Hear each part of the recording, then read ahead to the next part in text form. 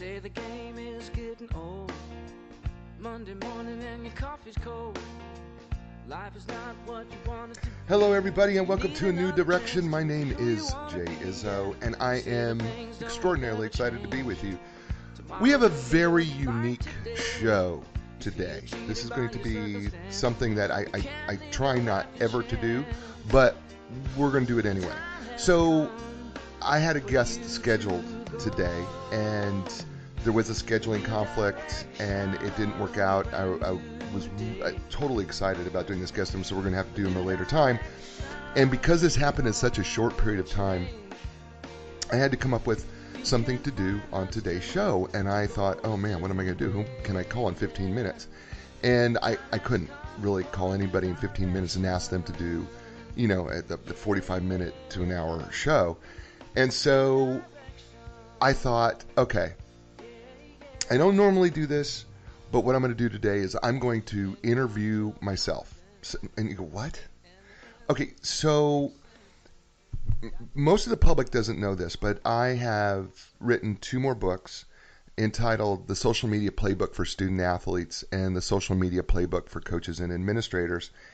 And so I'm going to talk about those books today because I know that many of you are parents and or grandparents, or you may even be a student athlete who listens to the show on the podcast.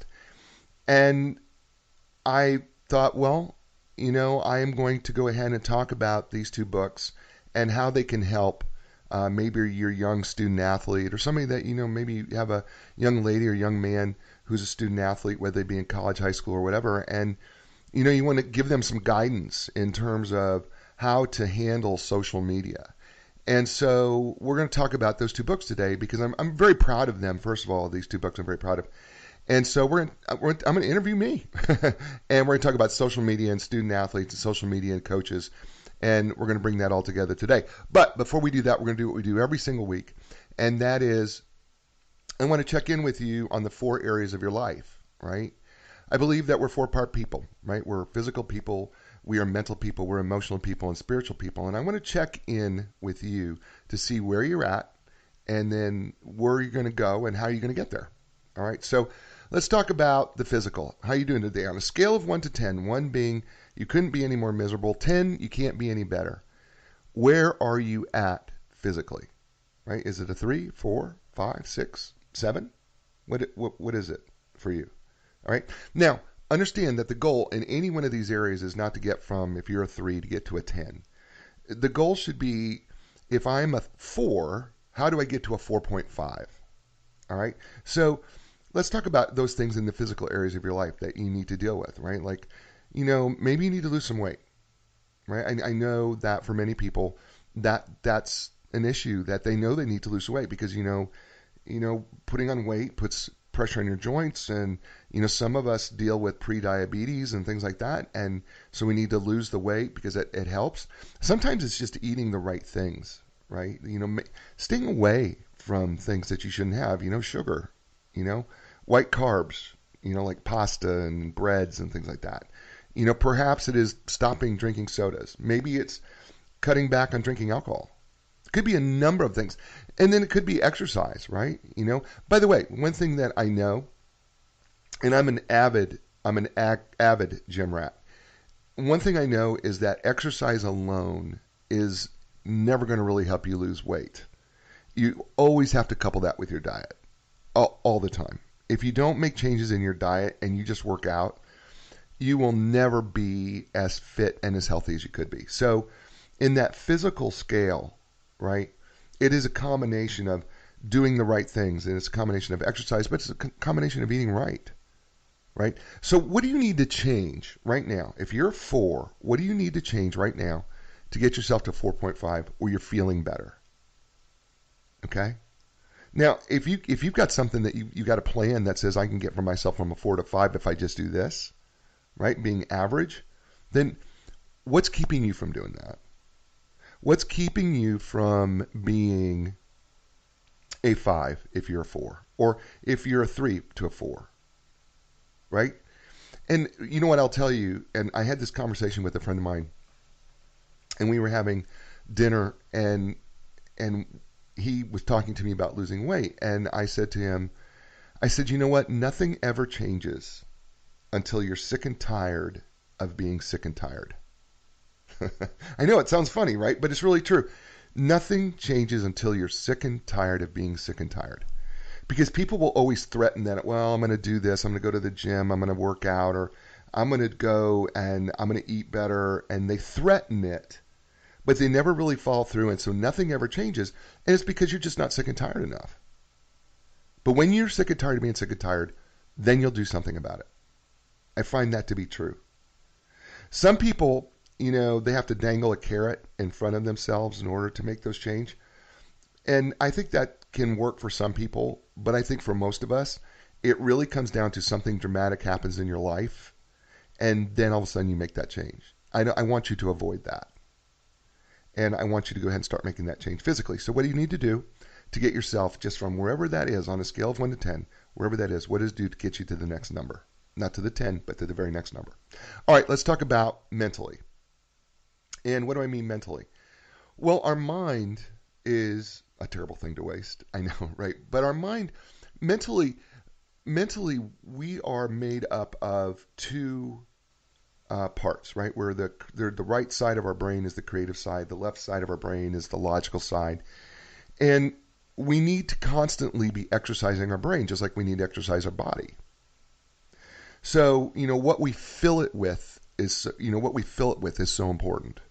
And then what we do to exercise it is so important. So on a scale of 1 to 10, mentally, meaning, what are you putting into it? What are you reading? What are you listening to? What are you doing creatively? Like maybe you're taking and learning a new instrument. Maybe you're learning a new language. Maybe you're learning to knit, or maybe you're learning to cook, or you're expanding your knowledge of, how to do math, or maybe do statistics, or whatever it is. What are you doing to expand your mind on both sides of your brain? On a scale of 1 to 10, 1 being miserable, 10 being awesome, where are you in that scale mentally? All right, you got it? And then what can you do right now to change, whatever that number is, to change to the next number? Good. All right, let's go to emotionally. What I mean, on a scale of 1 to 10, where are you at emotionally? 1 being miserable, 10 being great. Where are you at emotionally? Emotionally, I mean, how well are you able to be in control of your emotions? I mean, right now we're in the middle of a crazy holiday season. And I am seeing it more and more where people are so impatient because they're rushing from here to there. And, you would think at a time of year when we're supposed to be goodwill towards men, it's actually, I have seen probably more hand gestures and more impatience, or people cutting people off or hurrying to get someplace fast. And emotionally, I get the point that the people are losing emotional control. They are having a hard time emotionally with this. And I understand that for many people, and maybe for some of you who are watching and listening, the holiday season is hard for some of you. And so it makes your emotions do some crazy things. What I'm asking you to do is I'm asking you to be in control of your emotions. And that requires intention, by the way. You do not have to feel what you think you feel. Whatever you're feeling right now, you actually have a choice to change it. I'm not saying it's easy, but you do have a choice to change it. So what are you going to do to be better control of your emotions? And not only just, when we talk about emotions, it's not just being in control of your emotions, it's also how well are you able to relate to the emotions of others? Do you really care? I mean, some of you are in business and some of you are in sales. And so what happens is sometimes you forget to really emotionally relate with your customer, or emotionally relate with your future customer. Marketing is all about emotional relating. The better able that you're able to relate to others emotionally, the better able you are to do your job, whatever that job is, whether that's relating with the people that you work with, relating with your boss, relating with the manager, relating with the other customers, whatever that may be. Your emotional intelligence, your emotional quotient is so important in order to enhance the lives of others. All right, so you got the emotional part? All right. Finally, spiritually. On a scale of 1 to 10, 1 being miserable, 10 being great, where are you at spiritually? And I get this all the time about, I don't believe in spiritual things. You do. We all do. Everybody believes in something spiritual. You just don't think of it in that way. And the first thing that everybody jumps to is, God is the first thing that people will jump to. And that's great. I mean, if that's what you do, good for you. And if you're doing that, I know other people though will, relate to nature in some way, or, they relate to karma or whatever it may be, right? They relate to something outside of themselves, but it's spiritual in the sense that there are things that we can't explain with science. There are things that we can't explain in this world in any other way but to say that it's a spiritual thing. And somebody said, well, give me an example. Okay, well, I'll give you a really great example. It is hard, for example, to explain love for another human being scientifically. It really is. It really is hard to explain, and it's not a feeling. Okay? That's emotional. There's something inside you that is just that you can't explain, you don't understand it, that draws you to certain people. And it's not pheromones, there's nothing scientific, it's just something inside you that that you're just drawn to that person. It's spiritual. Okay? So the other piece of it is that you could be in the midst of incredible circumstances and be centered and have a sense of peace and joy. And that's spiritual as well. And so wherever you're at in that whole realm of what you believe spiritually, right? And if it is God, how is that relationship going, right? It's important to you, and I get it. But how is that working out for you, right? Because I find that people who are the most spiritual are the most centered. They're well grounded. They also seem to have a calmness and a peace about them. And that's not emotional. It's just that in the midst of all circumstances, they're able to keep it together. So where are you in the physical, the mental, emotional? You got those numbers?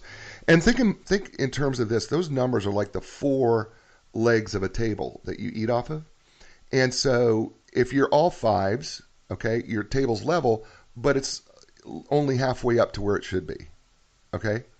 If you're all 9s, well, that means your table's level, but it's almost at the right height.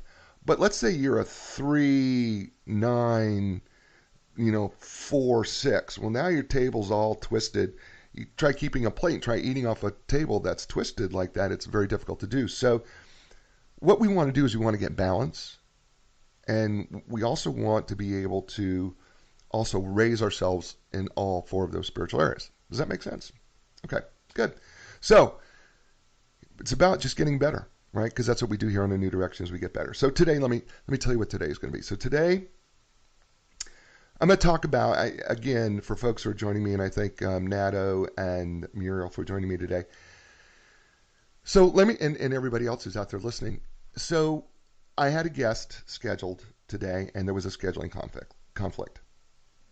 And that occasionally, this first time this has happened, by the way, but it occasionally does happen where that type of thing happens at the very last minute and you just don't know. So I'm doing something that I don't normally do and something I don't ever want to do again. And that is I have 2 new books on the market. And one is the Social Media Playbook for Student Athletes, and the other is the Social Media Playbook for Coaches and Administrators. That is available on Amazon, both in paperback and in Kindle version.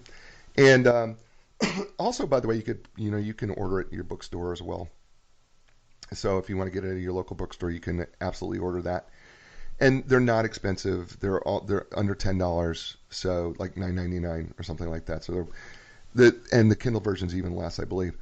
So these books are available. And the reason I wrote these books, the Social Media Playbook for Student Athletes and the Social Media Playbook for Coaches and Administrators, is because I really felt that there's just such a need to help young people and coaches and administrators understand this world of social media.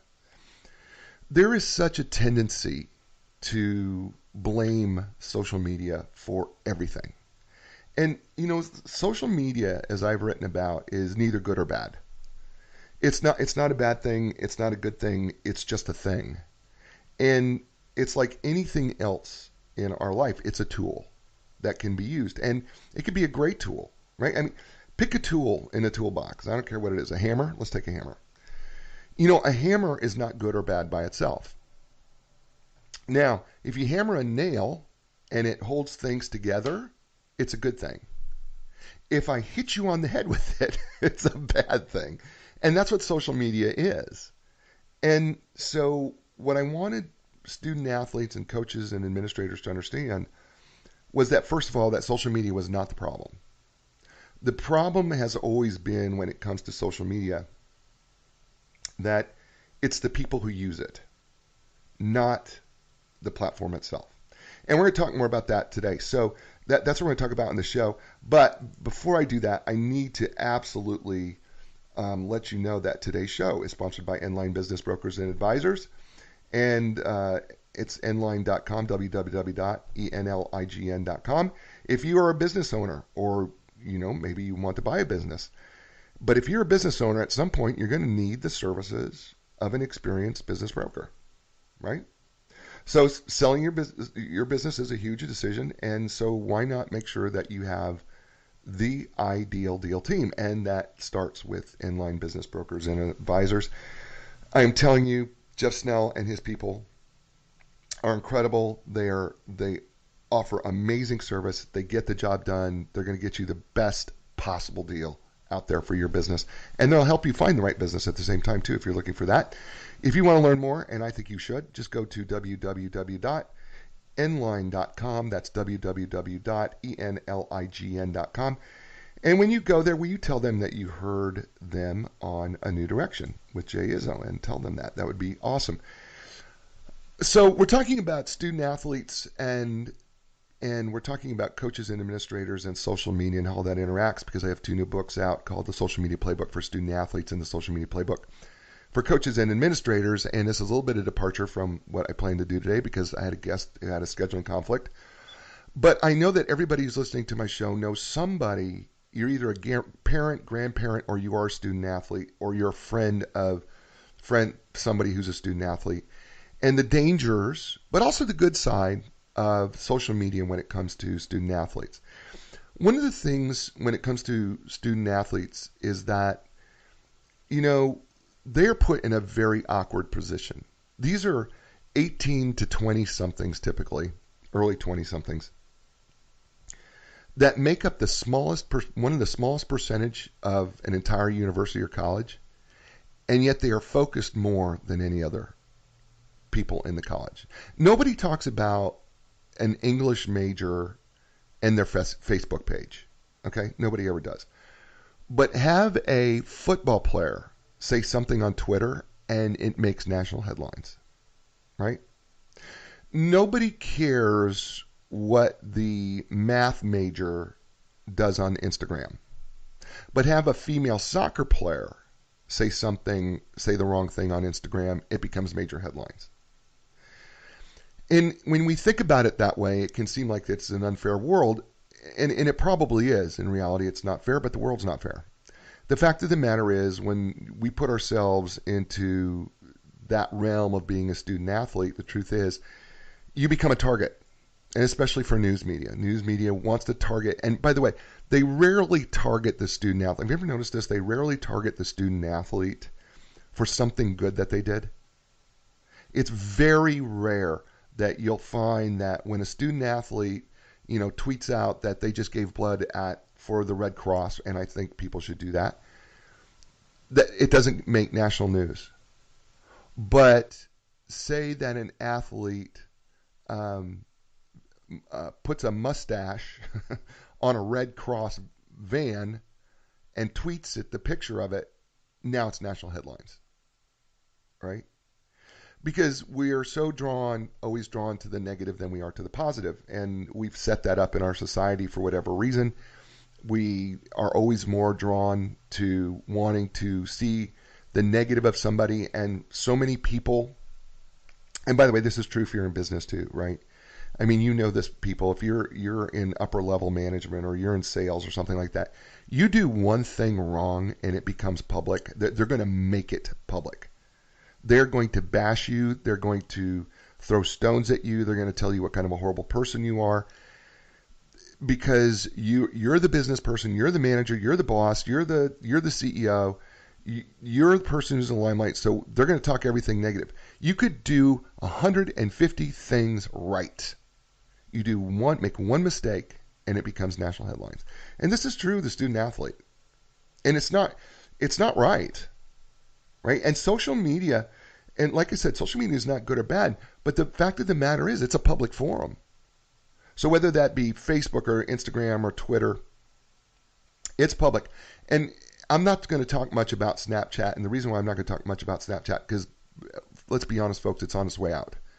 If we're being honest, unless they do something dramatically to change it, it's basically becoming a penny stock, because they've lost so many billions of dollars at this point that I'm not going to reference it at all, because there's no reason to.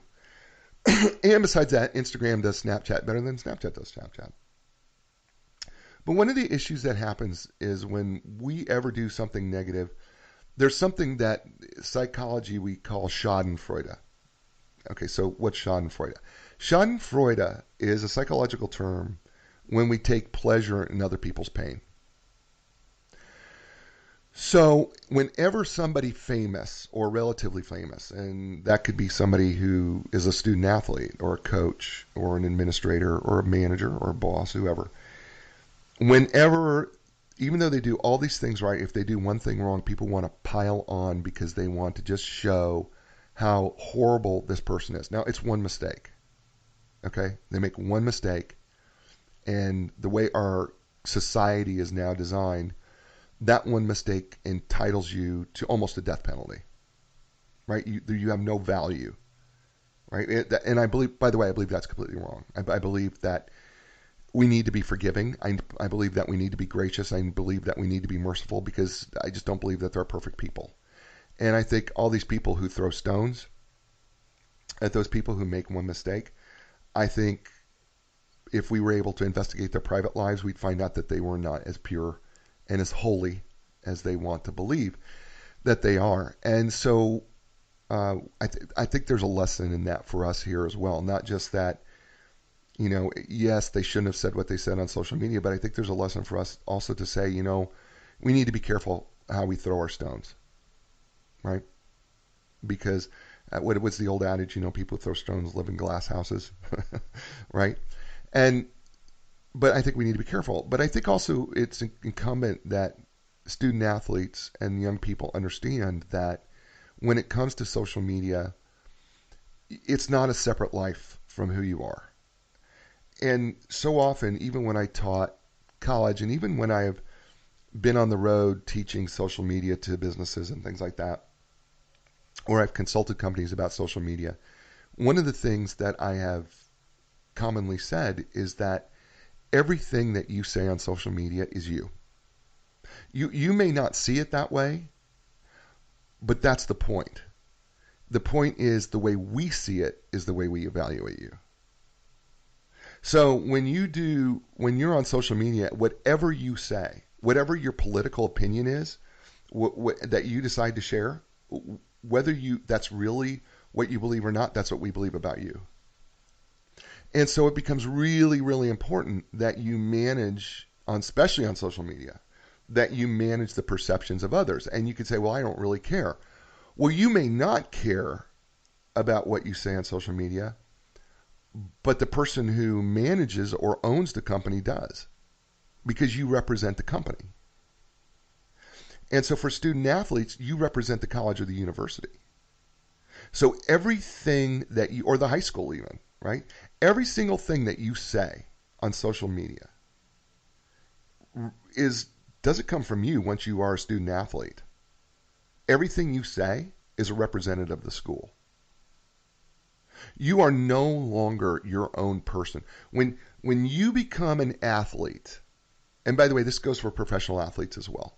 When you become an athlete on any level and then you use social media, every single thing you say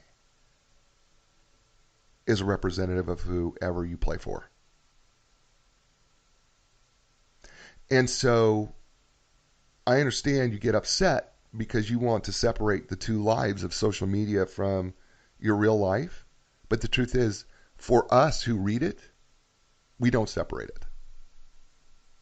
You are what you post. It's really true. And then I know that so many people get upset and they go, well, I've got freedom of speech, right? I have freedom of speech on social media. I could say whatever I want to say. You know what? Right. And here's what I say to that. You are absolutely right. You have freedom of speech, but you do not have freedom of consequences. See, people don't understand that freedom of speech does not free you from any consequences.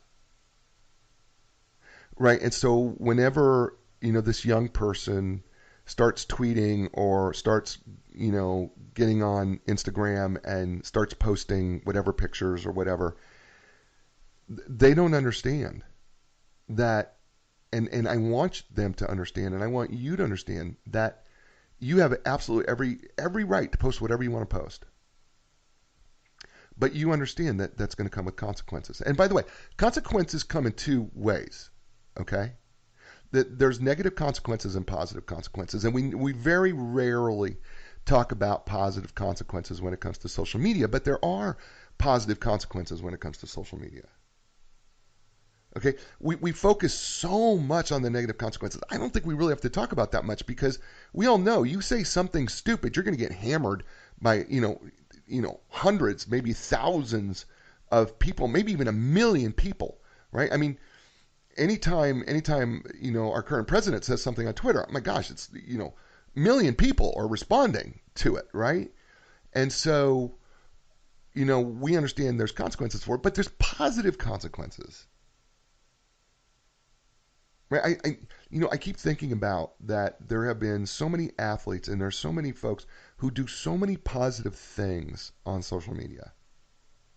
And so many CEOs who do positive things, philanthropic things, it almost didn't come out. But they do all these things that are good. They may not get the millions of responses, but they get maybe thousands. Because they're doing the right thing. They're helping other people. They're helping other people grow. They're helping other people be better.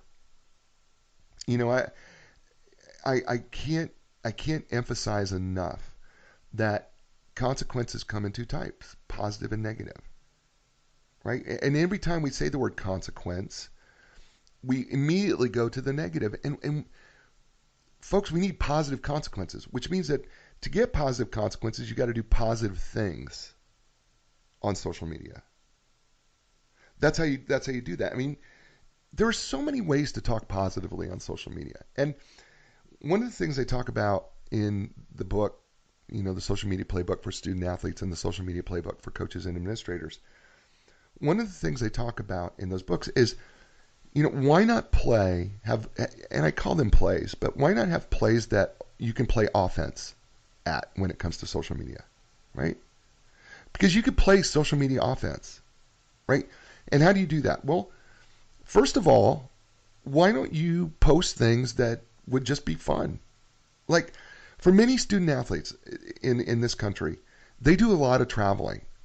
Listen, we're in the middle here of, getting ready for the football playoffs, and, there's the bowl games and everything's going on right now, and we're heading down towards the end of the NFL and basketball season starting, and we got hockey going on. And, a lot of these young people get to travel to places that many of us don't get to travel to.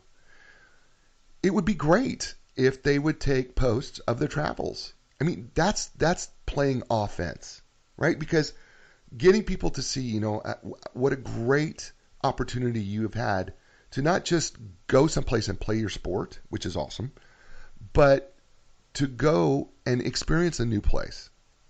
To experience a city that you may never have seen as a result of your skill and your ability. That's playing offense. I have been so fortunate that I have traveled with NCAA teams, Division I teams, and I played some college football and as well in smaller college venue. But I've been so fortunate to travel with a Division I school to different places. I've traveled completely across country. And excuse me. And I traveled to places I would have never traveled to had it not been for that opportunity. And we had so much fun being with the student athletes on the road, and I would do study halls and things on the road for them, and when I was doing what I was doing at that time. But I also got to learn how other people do what they did my job in another place, and it was a very cool experience. And I also got to experience that city for a little bit, and that was a cool experience. And so when I talk about playing social media offense, it's about taking the experience that you are given and then putting it out there. I mean, why not do something fun with your teammates, right? I talk about this often. You know, what's it like, to on your downtime, right? With, when you're on the road, what's it like? What do you do, right? Maybe you have a team meal together. Take a picture of the team meal, right? Maybe it's that you actually, like we did study halls. So, get a picture of all you, you're studying, right? Because you still have exams and things that these young people still have exams and things that they have to do. So why not take pictures of those things, right? That's playing offense in social media. Because the last thing we want to do is we want to play defense in social media. And what do I mean by playing, defensive social media? Well, from time to time, people will do stupid. I have no other way of saying that. But sometimes people will do stupid when it comes to social media. And so often when people do stupid on social media, they will say something and put something out that they should have never done. And they let it linger out there. And instead of deleting it right away, it stays out there until all of a sudden this barrage of negativity comes on them for what they posted on social media. And so then what happens is now you have to play defense. So how do you play defense on social media? Well, the first thing I always tell people is that when you do something stupid on social media and you're being tagged for it, first thing, rule 1, never say your account got hacked. Ever, ever, ever say that. Even if it's true, don't say it. Because first of all, it's never true. It's hardly, the percentages are so low. We don't believe you anyway. Okay? We never believe somebody who says, oh, my Twitter account got hacked and that wasn't me. Liar. That's what we say. Liar. You're lying to us. That's the first statement whenever we hear a student athlete ever say to us that you, or whenever I get a CEO or a salesperson who's posted something they should have never posted on social media, say, well, my account was hacked and that wasn't me. Our first statement is, you are the biggest liar in the world. And you go, but it's true, but it's true. No, come on. It's not. So that's number 1. First of all, never do that. Number 2, never blame an emotional state for your social media. Well, I was, this really bothered me and I was angry and I posted this out in anger. And no. So what you just told the rest of the world is that you have no emotional control. You can't control yourself. You're completely out of control, and that your thumbs on your phone that posted on social media you had no control over that because your emotions were too high. Do you know how ridiculous that looks to people? It's incredibly ridiculous. So never blame your emotions for your thumbs. Ever. Especially when you're posting to social media, because folks, we're not buying it. We're not. So to play defense on social media, the easiest thing to do, first easiest thing to do is when you screw up and you've deleted your post, hopefully, right? And even though you delete it, it's going to be lingering out there, right? It's not going to go away. And you're having to deal with it because you're having to deal with the media. The first thing that you do is take responsibility for it. I know that sounds crazy, But the truth of the matter is, we respect someone who says, you know what, I posted this, I should not have. I have no idea why I even thought this was a good idea. And I clearly made a mistake, and I apologize to anyone that I've hurt as a result of this post, because I was completely wrong. How does that make you feel? I mean, how would that make you feel, listeners, if an athlete who posted something stupid on social media just came out and said, I was really wrong. I should have never posted that. I can't explain why I did it. I just know it was the wrong thing. I recognized that it was hurting people, and it was wrong. Man, we'd all go, whoa, I can respect that, right? You can respect somebody who takes responsibility for what they do or what they say. But whenever we shift blame on my account was hacked, or my emotions were out of control, or I'm just protecting my family, or some other ridiculous statement that demonstrates that you have no control whatsoever, to just admit that you're wrong. It's such a simple thing to do. By the way, it's a great relational tool for you. For those of you who are in relationships, I just want to tell you, in general, stop making excuses for yourself. Stop making excuses that, well, this circumstance happened or that circumstance happened, and so therefore, I did this because of that. That's so, no. You screwed up. You messed it up. Right? To say that you're powerless is so wrong. It's an excuse. None of us are powerless. There's always something that we could have done.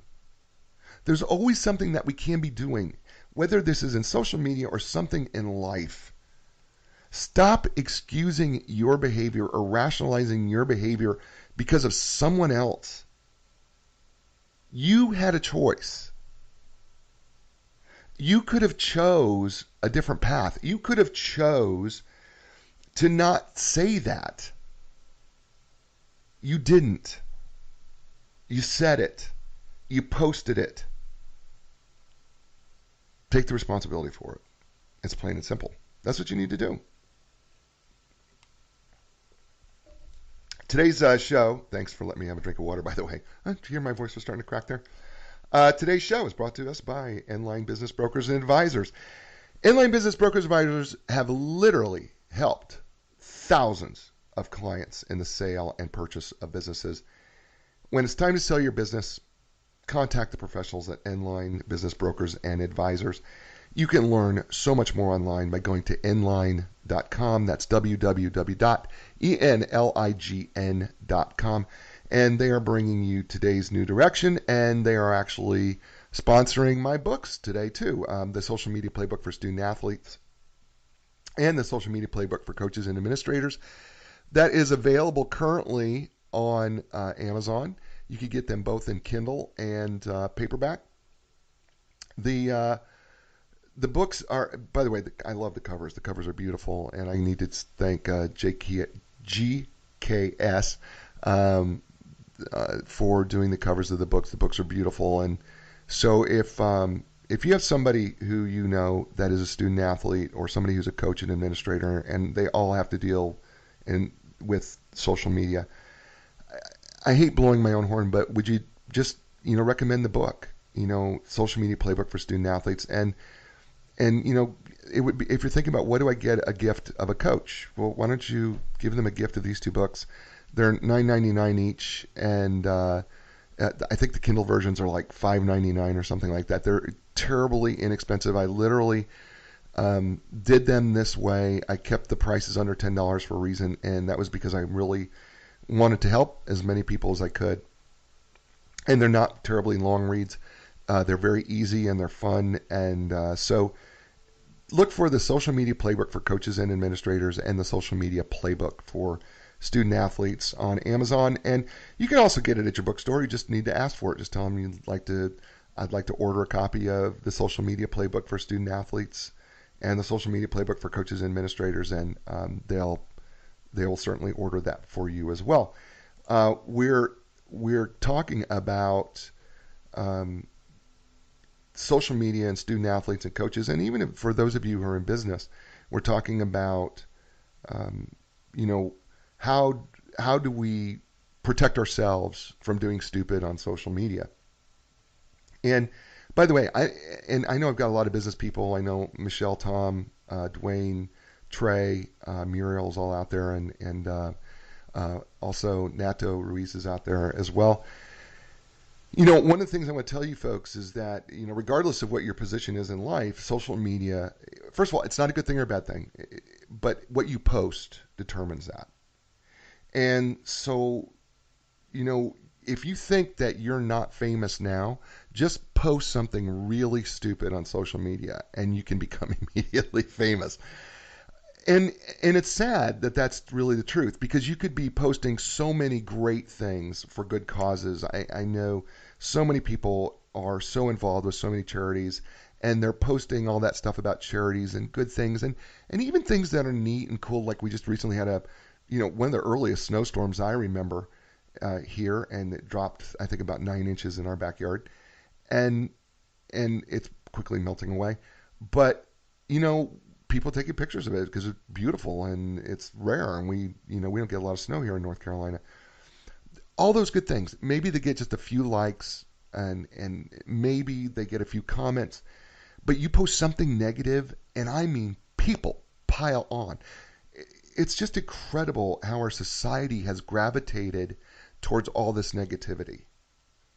And sometimes people, I feel like, are so desperate for attention that they will utilize social media to try to get attention in their lives. Some of us do it. I do it because it's part of my natural routine, and I do enjoy the attention. I'm going to not lie. I'm going to tell you I do enjoy the attention. I love it when people like my stuff. I love it when people share my stuff. I love it when people comment on anything that I post. I'm be the first one to admit that I do like it.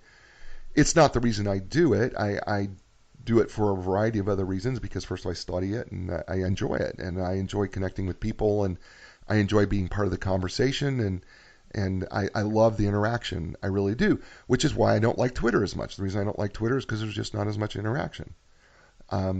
So I prefer Facebook and Instagram and even LinkedIn. LinkedIn has more interaction for me than Twitter.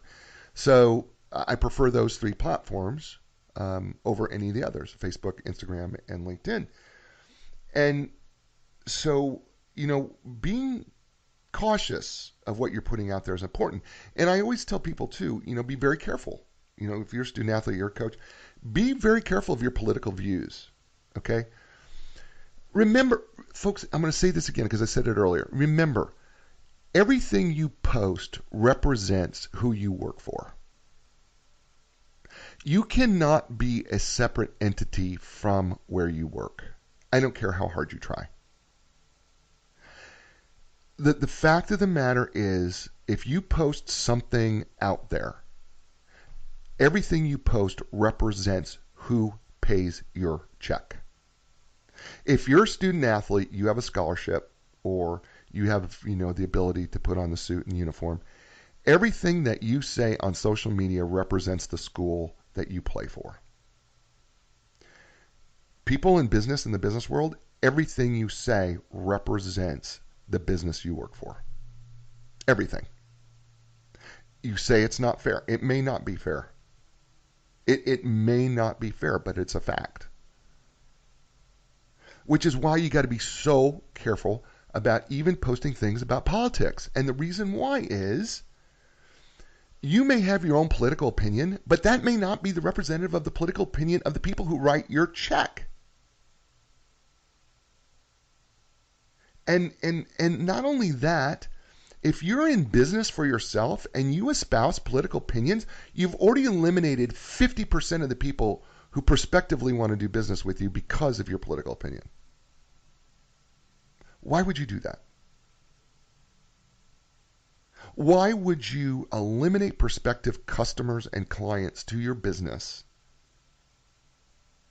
by espousing a political opinion that only 50% of the people agree with? It makes no sense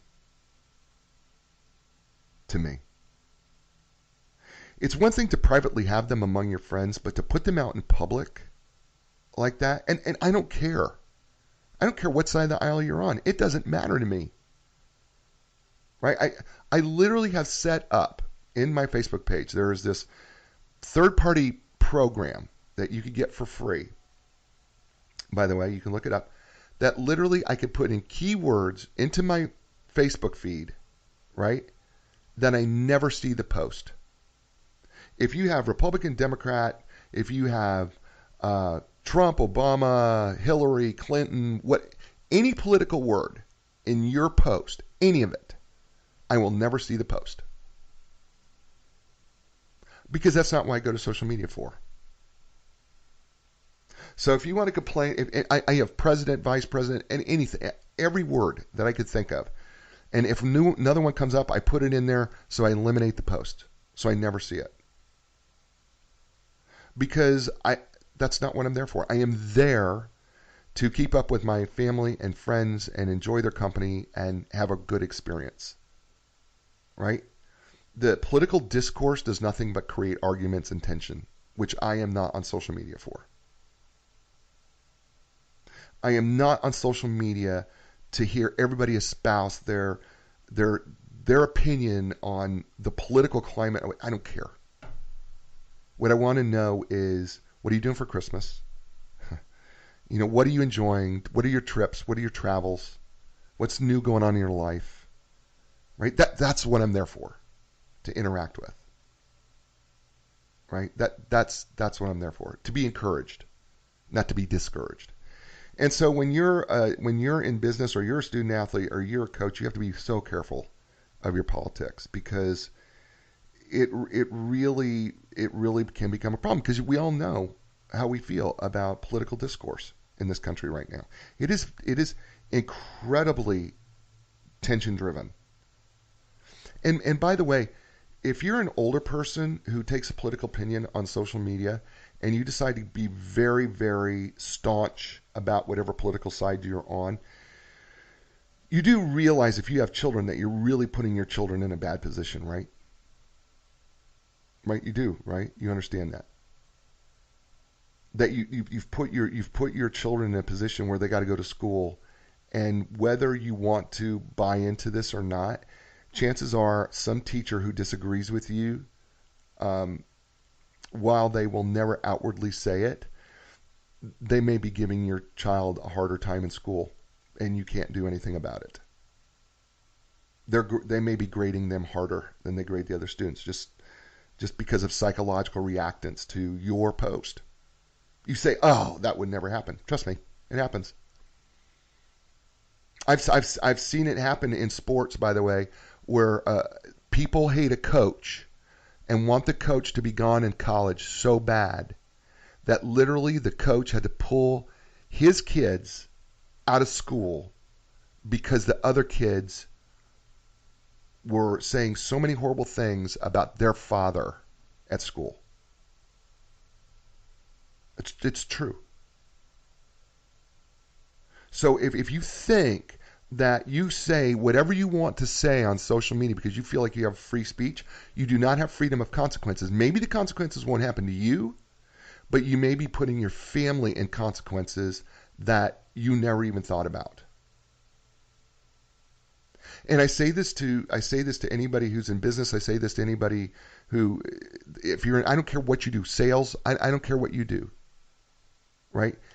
Somebody that you don't know is reading something that you posted, and it's affecting them in one way or another.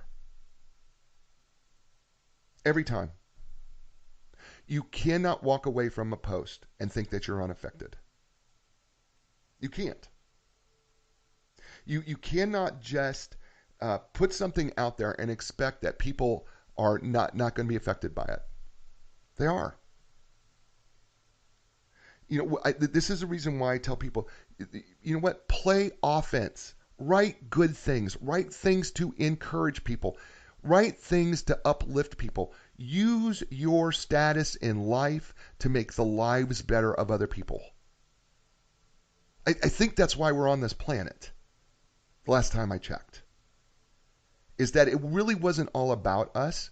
That the fact of the matter is that it was about us helping other people. Right? That's what makes lives more fulfilled. And now that social media is such a part of our everyday lives, well then let's use the tool for good and enhance the lives of other people. Let's give them some good. Let's give them some encouragement. Let's show them that there is a life that that they can attain to.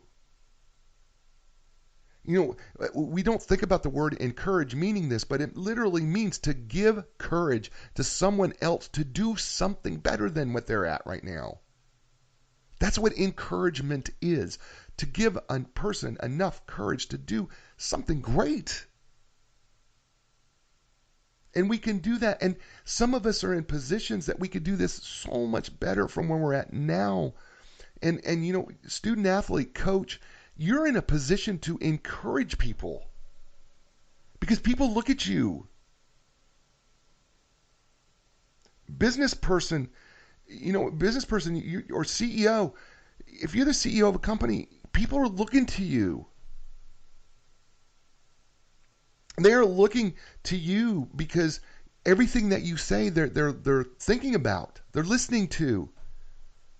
And you person who thinks that, all I do is sell stuff. Folks, I don't care if you're pushing a mop and cleaning a toilet. Somebody is paying attention. I read recently that there was a lady who worked, this hasn't happened all that recently ago, but there was a lady who worked as one of the workers who were giving kids school lunches. Right? Nameless person, just would give kids school lunches. Right? I mean, she was the person who would set up the tray, she would just put food on the tray and the plates for the kids at school. And evidently she gave a free lunch to a person who didn't have any money. And there was some issue with that, I guess, on some level. But I thought that she posted that, evidently, and there was some other issues going on. And you think, well, who pays attention to the lady who puts lunches together for students at school? Well, people did. She made the newspaper. So don't think that your position is too low, that nobody's paying attention to what you're posting and what you're doing. Because that's not true. We all are paying attention, right? You pay attention. You think about the social media usage. You are paying attention to things that you would normally not pay attention to because of social media. Matter of fact, I know you do because I had this conversation with a lady, and she said, "Why do people post things about their ham sandwich or take pictures of their food?" And I said, it's because you're paying attention to complain about it. Because I've said, listen, if it really didn't matter, you wouldn't have paid attention and brought it up. But there were probably thousands of posts that you don't remember, but you remember the food posts that you didn't like. Why? Because it moved you emotionally. And so you're paying attention to the things that you don't like, which means that you're paying attention. Even if it's to irritate you, right? But it's a sandwich, or it's a plate of salmon or whatever it is, right? It's broccoli spears. I don't know what it is, but the fact is you're paying attention because you're complaining about it. So you are paying attention to it, which just makes it all the more funny. Which is why everything that we post out there does have some sort of an impact. You're not thinking about it that way. You're not even considering that can happen, but it really is true that we do that because it's impactful. So why not do things that impact people in a positive way on social media? It's not that hard, but it is intentional, right? I mean, you have to be very intentional about everything that you post. This is why I tell coaches and athletes when it comes to, and in business people, before you post, I have a really simple acronym. Take 30 seconds for the win, W-I-N. And what do I mean by taking 30 seconds for the win before you post? Let's say you're on your favorite social media platform and you start typing in on your phone, right? You're typing in your phone and you're doing your thing.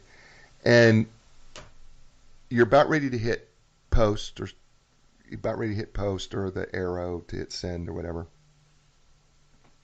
Before you do that, take 30 seconds. What we find is if people will wait 30 seconds before they post anything right away, first of all, they have a likelihood of editing the post or not posting it. There's a higher likelihood. So it's just 30 seconds. Just 30 seconds of holding that thumb from posting. Okay, 30 seconds.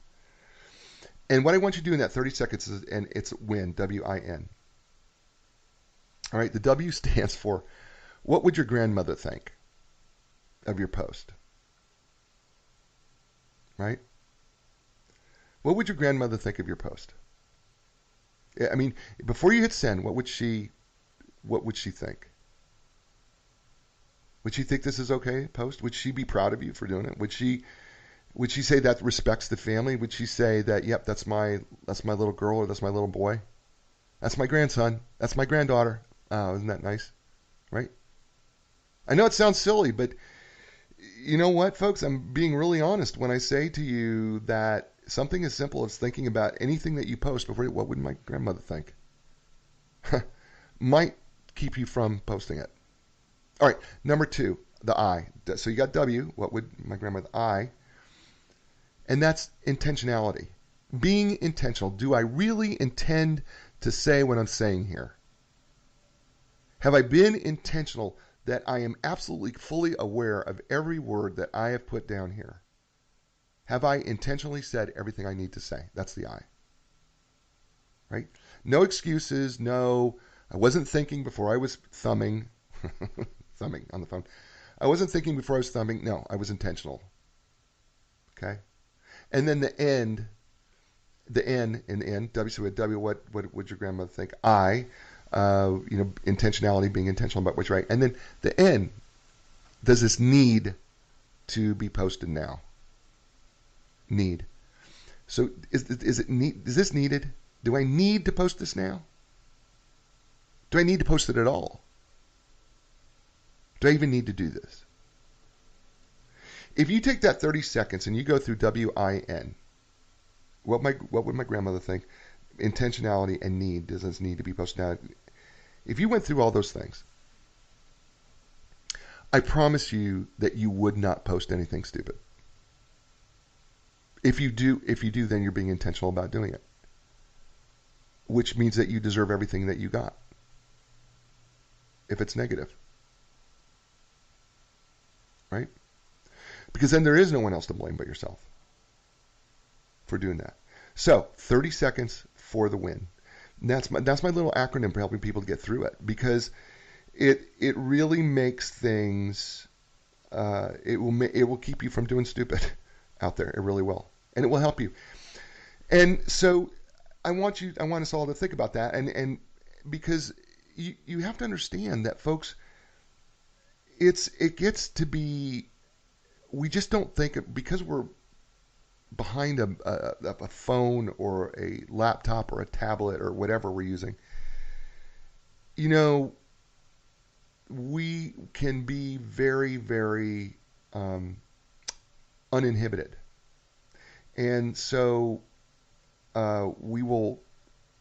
What happens is our inhibitions are lessened, and so we have to be very careful about our inhibition effect, where our inhibitions get dropped because we're behind a phone or a screen or something like that, because it's very real. It's a very real psychological phenomena that I talk about in the book, by the way. about how being behind a phone or a tablet or a screen can lower our inhibitions, and then the next thing you know, you're saying things that you shouldn't have said. To do that, I got to do this though before we can go any further. Hey, listen, I want to tell you that today's sponsor is Enlign Business Advisors and Brokers. Enlign represents profitable privately held companies with gross annual revenues in excess of $1 million. Enlign delivers the highest market value in the shortest amount of time with complete confidentiality. So one of the things I've been told by Jeff Snell, who owns Enlign Business Brokers, is that one of the biggest issues that business people have is they want to keep things confidential.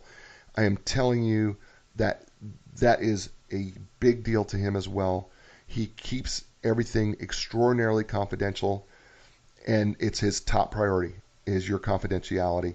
And because a lot of people don't want people to know that their business is for sale, and he's amazing. Check out the folks at enlign.com. That's www.enlign, that's ENLIGN.com. And Jeff and his brokers and advisors will help you for sure. And we're talking around my book, the two books that I have out, and we're going to wrap it up here a little bit. But we're talking about the two books that I have out, the Social Media Playbook for Student Athletes and the Social Media Playbook for Coaches and Administrators. And the reason why we're doing this today is because there was a scheduling conflict with the guest that I was supposed to have today. They couldn't make it, so I am talking about the two books that are on Amazon. Again, it is the Social Media Playbook for Student Athletes and the Social Media Playbook for Coaches and Administrators. They're in paperback. Both of them are $9.99 each, and you can get a Kindle version for $5.99. They're quick reads. They are meant to help these young people and also help coaches and administrators understand how to deal with social media. And we've been talking about both that and actually people in business and dealing with social media. And I haven't talked much about the coaches end of this in the book, but here's the thing that I want to say to coaches. If I have anybody who's a coach and listening and is trying to deal with this issue of social media at some level, let me say this to you, coaches. So hear me, coaches and administrators, and especially administrators, because you people, I don't want to be mean, but sometimes you people just won't listen because your mind is already made up. Okay?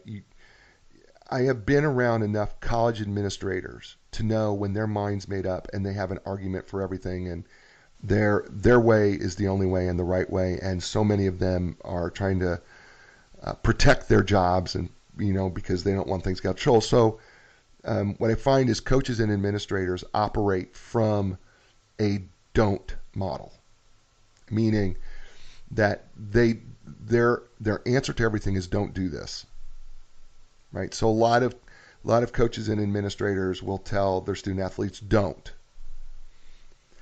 It is I want you to listen to me really, very carefully, coaches and administrators. That is a very bad way to coach students' social media.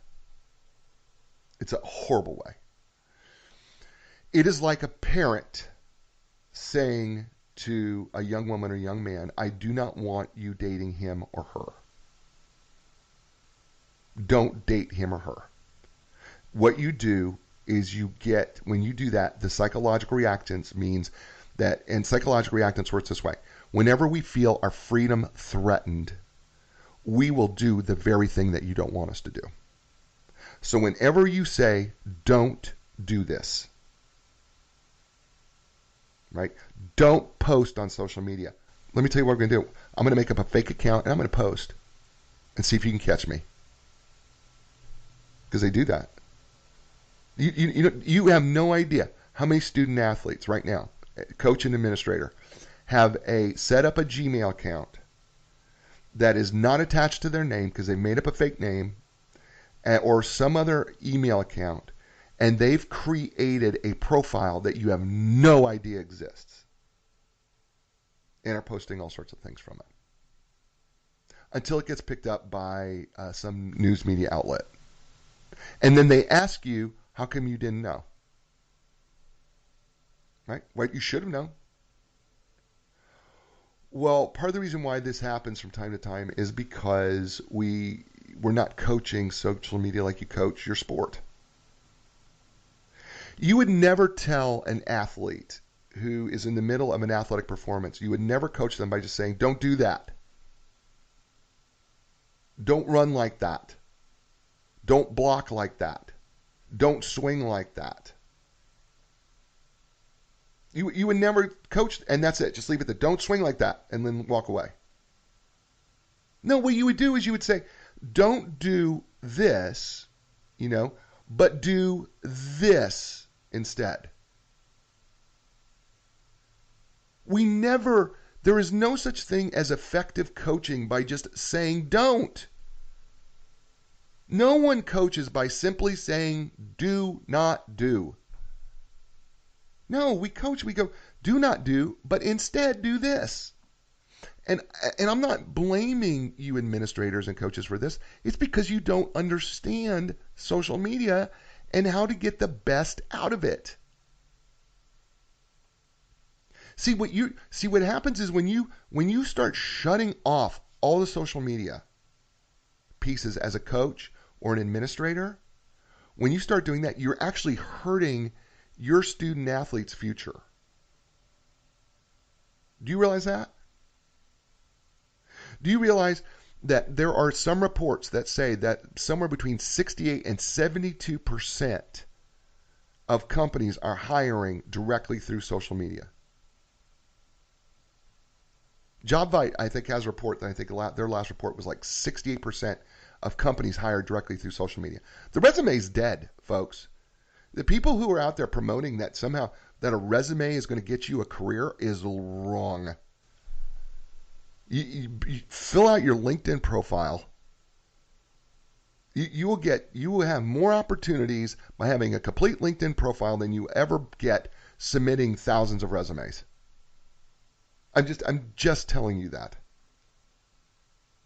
Did you know that there is a student portal specifically designed for students on LinkedIn to get paid internships and their first paid career job that's devoted specifically for students? Nobody knows about it.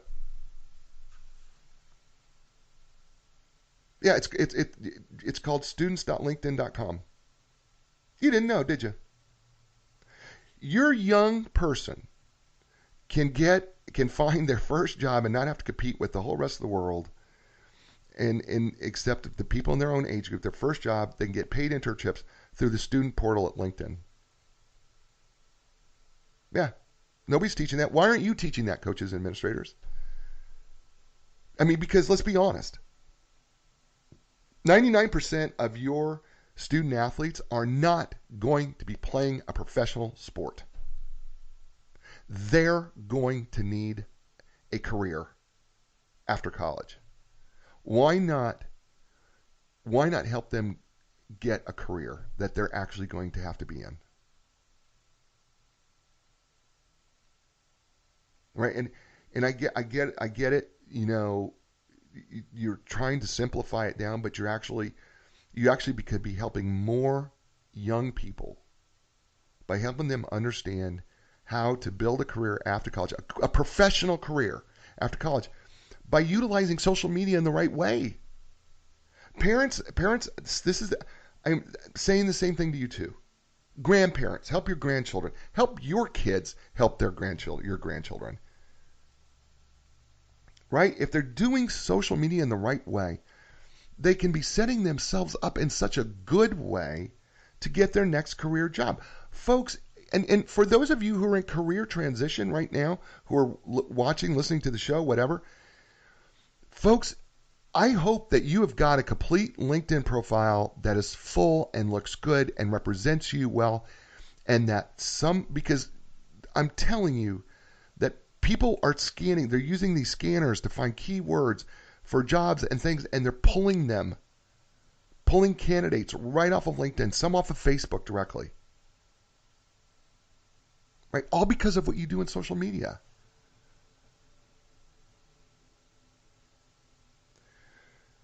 Folks, we've hired, my wife owns a real estate company, the lovely and talented Linda Craft, you could go to www.lindacraft.com. That's LANDACRAFT.com. Cheap plug. We literally have, I don't remember how many people we hired directly from LinkedIn. Put an ad on LinkedIn. That was the only thing we did. People came, we hired from LinkedIn. Bingo. Yeah, proof in the pudding. Hired from LinkedIn. Yep, next time we're going to hire from Facebook because there's a bigger candidate pool. It's the next step. Yeah. Right? It's real easy because, if I hire from a social media platform, I get to see more about you.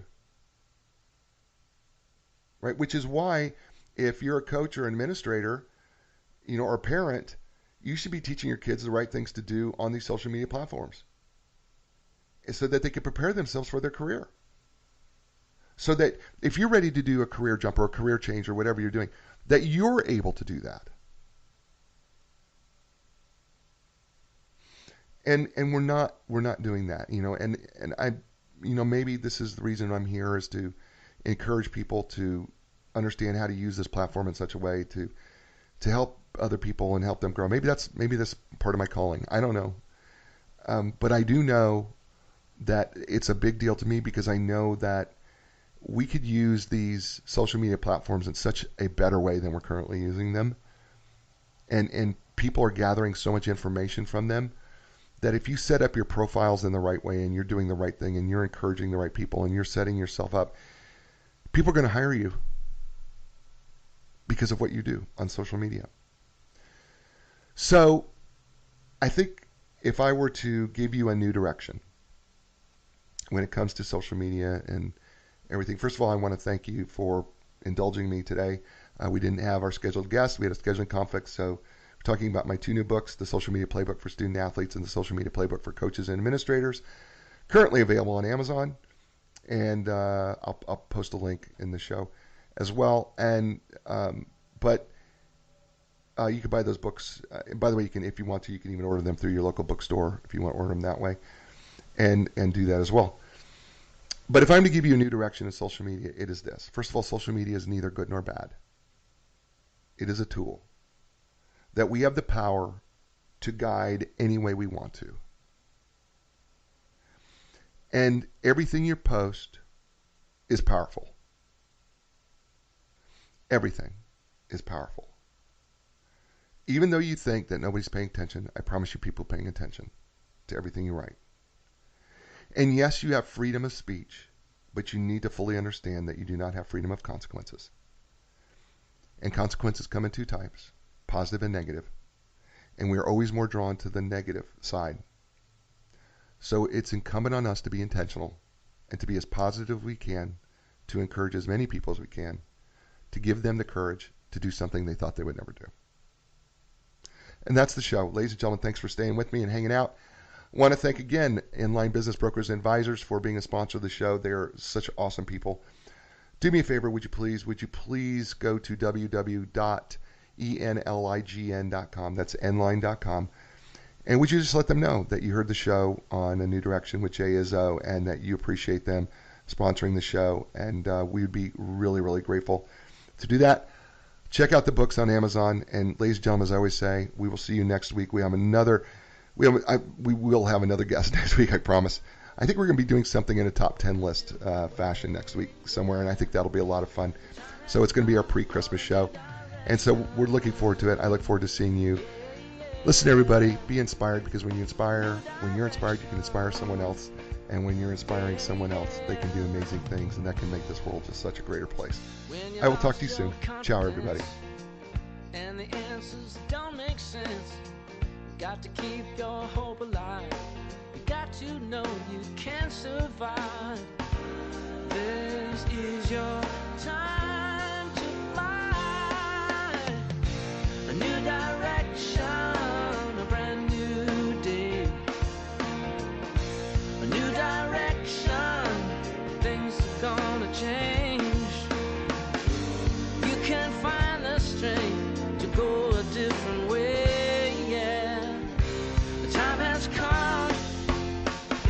Your dreams will take you places.